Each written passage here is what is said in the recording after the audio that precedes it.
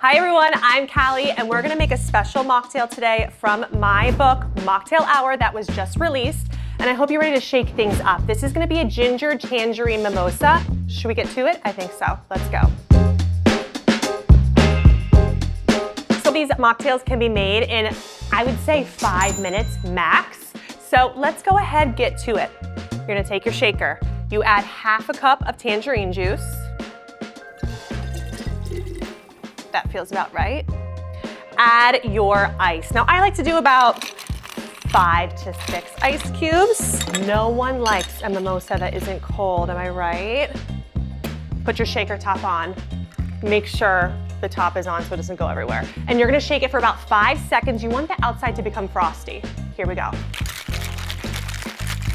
Feel free to do a dance too.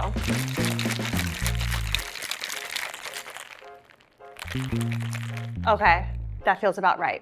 Take off the top, strain it in your cup, like so.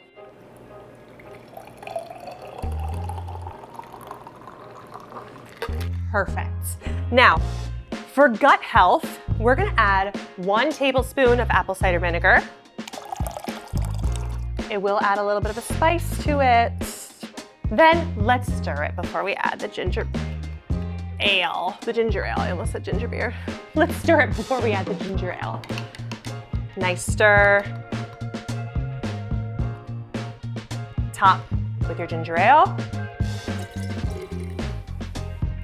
Perfection. And then of course you gotta make it cute, you gotta make it fun with a little tangerine to go on top. How adorable is that? Taste test, let's try it.